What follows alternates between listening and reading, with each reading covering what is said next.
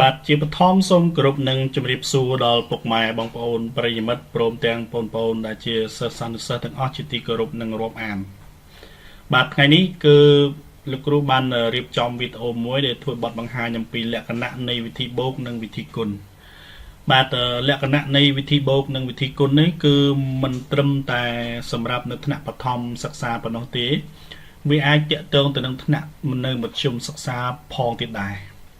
ពីព្រោះលក្ខណៈនេះគឺយើងសិក្សាវាអំពីថាតើវិធីបូកនឹងមានលក្ខណៈដូចម្ដេចហើយវិធីគុណមានលក្ខណៈដូចម្ដេចបាទយើងសិក្សាពីលក្ខណៈរបស់វាអំពីការរុញទៅរុញមកនៃសញ្ញាណទាំងអស់ហ្នឹងបាទហើយកុំឲ្យខាត់ពេលវេលាសូមបន្តចូលទៅតែម្ដងបាទនៅដំបូងនេះគឺខ្ញុំនិយាយអំពីលក្ខណៈនៃវិធីបូកជាមុនសិនបាទទី1គឺវិធីបូកមានលក្ខណៈត្រឡប់តើវិធីបូកមានលក្ខណៈត្រឡប់យ៉ាងដូចម្ដេចបាទសូមមើលឧទាហរណ៍លក្ខណៈត្រឡប់នេះ A និង B គឺយើងតំណាងឲ្យចំនួនណាមួយអញ្ចឹងមានន័យថាបើយក A បូកនឹង B គឺវានៅតែស្មើនឹងការយក B មកបូកនឹង A វិញអញ្ចឹងមានថាវិធីបូកមានលក្ខណៈត្រឡប់បាទអាចត្រឡប់ទៅត្រឡប់មកវិញបានចំនួនគឺមិនប្រែប្រួលទេបាទឧទាហរណ៍ជាលេខជាក់ស្ដែងយើងឃើញថាបើយើងយក12បូកនឹង4អញ្ចឹងវាស្មើនឹងការយក4មកបូក12វិញបាទគឺចម្លើយនៅតែ16ដដែលបាទនេះហើយគឺជាលក្ខណៈត្រឡប់នៃវិធីបូកទី2វិធីបូកមានលក្ខណៈផ្ដុំបាទវិធីបូកមានលក្ខណៈផ្ដុំដូចម្ដេចបាទបើសិនជាយក A បូកជាមួយនឹង B ផ្ដុំហើយបូកជាមួយនឹង C គឺវាស្មើនឹងការយក A បូកផ្ដុំ B ជាមួយនឹង C មានន័យថាយើងយក A និង B ផ្ដុំម្ដុំហើយបានទៅបូកជាមួយនឹង C វានៅតែស្មើនឹងការយក A ទៅបូកយើងផ្ដុំ B និង C វិញបាទចម្លើយគឺនៅតែដដែលពិតឬអត់យើងបដិឧទាហរណ៍បើយើងយក12បូកជាមួយនឹង4បាទផ្ដុំម្ដុំហើយយើងបូកទៅនឹង5ទៀតអញ្ចឹងវានៅតែស្មើនឹងការយក12ទៅបូកយក4ផ្ដុំជាមួយនឹង5វិញម្ដងគឺចម្លើយនៅតែ11ដដែល21ដដែលចម្លើយចេញមកគឺ21ដូចគ្នាបាទនេះហើយគឺជាលក្ខណៈផ្ដុំនៃវិធីបូកបាទទី3លេខ0បាទលេខ0ជាធាតុណឺតនៃវិធីបូកអ្វីទៅជាធាតុណឺតមានន័យថាបាទខ្ញុំនិយាយនេះតាក់ទងទៅនឹងគណិតវិទ្យាណាធាតុណឺតមានន័យថាចំនួនមួយដែលធ្វើឲ្យវិធីបូកនឹងមិនមានការប្រែប្រួលទេធាតុណឺតគឺមិនធ្វើឲ្យចំនួននោះមានការប្រែប្រួលទេអញ្ចឹងគេនិយាយថា0ជាធាតុណឺតនៃវិធីបូកហេតុអីបានគេនិយាយថា0មិនធ្វើឲ្យវិធីបូកមានការប្រែប្រួលបាទយើងនិយាយឲ្យស្រួលស្ដាប់គឺបែបហ្នឹងហើយគឺជាធាតុណឺតបាទនេះបើសិនគេយក A បូកនឹង0គឺវានៅតែស្មើនឹងការយក0បូកជាមួយនឹង A ហើយចម្លើយនៅតែស្មើនឹង A មានន័យថា0នោះមិនបានធ្វើការប្រែប្រួលទេទោះបីយើងត្រឡប់ទៅខាងណាក៏ដោយបាទបើសិនជាមិនត្រឡប់មិនប្រែប្រួលហើយពេលត្រឡប់ទៅប្រែប្រួលអានឹងមិនមែនជាធាតុណឺតទេធាតុណឺតបើនេះថាដាក់ពីមុខខាងមុនក៏បានដាក់ក្រោយក៏បានដាក់ខាងណាក៏បានគឺមិនធ្វើឲ្យចំនួននោះមានការប្រែប្រួលអានឹងទៅយើងហៅថាធាតុណឺតបាទឧទាហរណ៍ជាក់ស្ដែងបាទបើសិនយើងយក12មកបូកជាមួយនឹង0វានៅតែស្មើនឹងការយក0បូកជាមួយនឹង12ហើយវានៅតែស្មើនឹងចំនួន12ដដែលបាទនេះហើយគឺជាធាតុណឺតអញ្ចឹងយើងអាចទាញបាននៅចំណុចទី4យើងទាញជាលក្ខណៈទូទៅបាទលក្ខណៈទូទៅមួយយើងនិយាយថាបើសិនជាយើងយក A បូកជាមួយនឹង B ស្មើនឹង C នោះគេនិយាយថា A គឺស្មើនឹង C ដកនឹង B ហើយ B គឺស្មើនឹង C ដកនឹង A វិញបាទហេតុអីណោះយើងដាក់ឧទាហរណ៍ជាក់ស្ដែងនេះបើសិនជាយើងដាក់12បូកជាមួយ4ស្មើ16បាទអញ្ចឹងយើងនិយាយថា A គឺតាំងឲ្យ12ទៅហើយ B នេះតាំងឲ្យលេខ4ទៅហើយ C តាំងឲ្យ16ទៅបាទអញ្ចឹង A B C គឺតំណាងឲ្យចំនួនណាមួយណាបាទនៅពេលនេះឧទាហរណ៍របស់ខ្ញុំគឺ12 4 16អញ្ចឹងខ្ញុំតាំង A 12 B តំណាងឲ្យលេខ4ហ្នឹងទៅបាទ16តំណាងឲ្យអក្សរ C ទៅមានន័យថា A បូក B បូក A បូក B ស្មើនឹង C អញ្ចឹងយើងចង់បានថា A ស្មើនឹង C ដក B អញ្ចឹង A 12អញ្ចឹង12ស្មើ16ដក4បាទត្រឹមត្រូវហើយ ដល់ពេល C B វិញគឺស្មើ C ដក A អញ្ចឹង4ស្មើ16ដក12វិញបាទនេះគឺជាលក្ខណៈទូទៅនៃវិធីបូកតាមលក្ខណៈទូទៅនេះនៅក្នុងផ្នែកបឋមសិក្សាគឺយើងរៀនទៅលើមេរៀនមួយយើងនិយាយអំពីការជំនួសលេខដោយតួអក្សរហ្នឹងបាទការប្រើប្រាស់តួអក្សរជំនួសលេខហ្នឹងគឺយើងអាចនិយាយថាជាប្រភេទជាសមីការដែរប៉ុន្តែនៅថ្នាក់បឋមយើងអត់និយាយសមីការទេបាទគឺយើងរុញដោយបងអូនរៀនគិតទៅលើការឆ្លងសញ្ញាស្មើដូរសញ្ញាហ្នឹងគឺយើងទាញពីលក្ខណៈទូទៅហ្នឹងទៅបាទនេះគឺតកតងទៅនឹងវិធីបូកឥឡូវយើងចូលទៅលក្ខណៈនៃវិធីគុណវិញម្ដងបាទទី1វិធីគុណមានលក្ខណៈត្រឡប់ដែរបាទវិធីគុណមានលក្ខណៈត្រឡប់ដូចម្ដេចបើគេយក A គុណនឹង B គេអាចថាស្មើនឹង B គុណនឹង C បាទ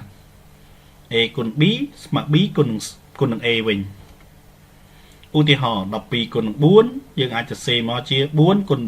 12លទ្ធផលគឺស្មើ48ដូចគ្នាបាទនេះគឺលក្ខណៈត្រឡប់នៃវិធីគុណ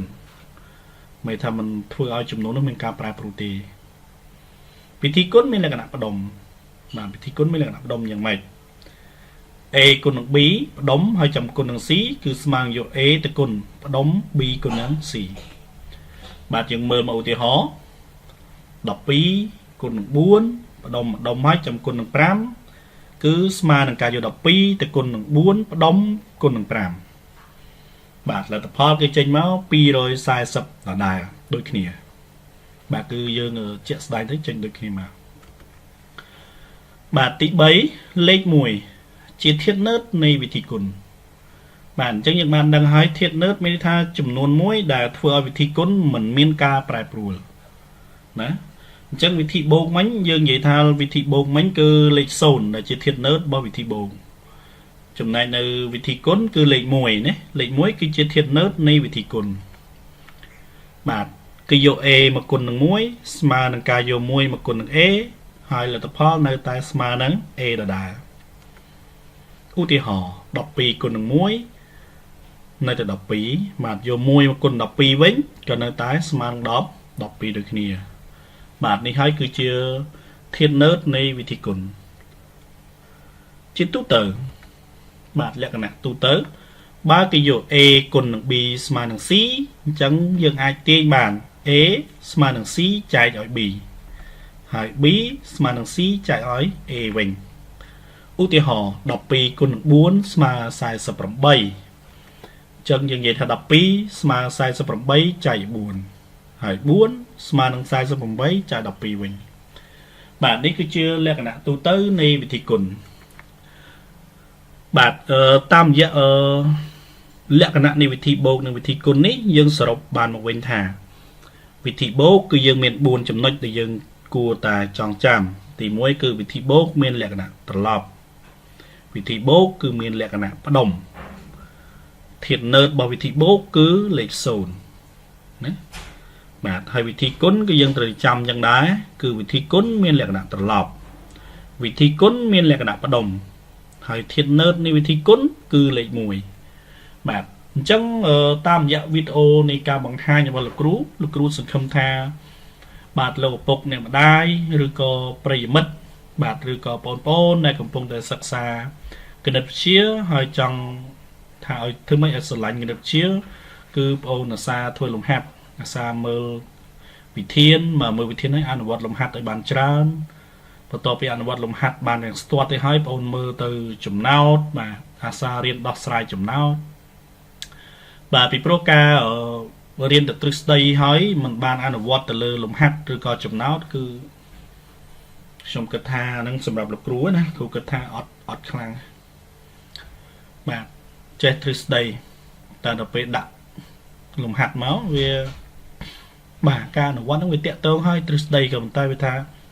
ទេពកោសលក្នុងការដោះស្រាយណាភាពប៉ិនប្រសពបាទភាពប៉ិនប្រសពរបស់បងប្អូនតែបងប្អូនធ្វើម៉េចដើម្បីឲ្យការដោះស្រាយបងប្អូននឹងវាជោគជ័យដើម្បីរកគន្លឹះក្នុងការសរសេរចម្លើយបានល្អឲ្យឆ្ដាម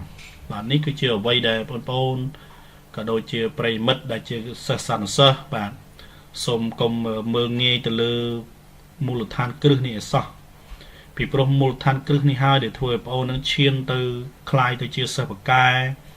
คลายទៅជាសិស្សដែលមួយដែលឆ្នើមបាទនៅថ្នាក់បន្តបន្ទាប់បាទសូមបងអូនកុំចិត្តទៅបានទៅមុខបាទរៀនដល់ទី7แล้วក៏លេខមកទី6អន់ណាបាទក៏លេខមកថ្នាក់ទី4ទី5អន់ណាបាទកុំមិនសោះណាសូមបងអូនចូលសម្លឹងថាដោយសារតែបងអូនបានពីក្រោមនឹងហើយដូចជាគ្រឹះដូចកម្មចន្ទើដែលបងអូនជន់ឡើងទៅលើចឹងហើយបងអូនគិតថាការឡើងកាន់តែខ្ពស់ទៅគឺប្រុងប្រយ័ត្នឲ្យមែនតើមកគឺការប្រឹងប្រែងរបស់បងអូនឲ្យជោគជ័យបាទមូលដ្ឋានគ្រឹះថ្នាក់ខាងក្រោមនេះវាគឺជាស្ពានជាកម្មចន្ទើដែលធ្វើឲ្យបងអូនមានភាពជោគជ័យក្នុងការសិក្សានេះបើយើងនិយាយទៅលើអ្នកសិក្សាបាទត្រឡប់មកវិញវីដេអូនៃការបង្ហាញអំពីលក្ខណៈនៃវិធីបូកនិងវិធីគុណដែលធ្វើបទបង្ហាញនៅខ្ញុំបាទសុធាក៏ដល់ទីបញ្ចប់នៅមុននឹងបញ្ចប់ទៅខ្ញុំសូមធ្វើការផ្ដាំផ្ញើទៅដល់ពុកម៉ែបងប្អូនក៏ដូចជាប្រិយមិត្តទាំងអស់សូមកុំភ្លេចជួយគាំទ្រដោយចុចលើពាក្យ Subscribe ពេលនោះលោកអ្នកនឹងទទួលបានវីដេអូមុនគេ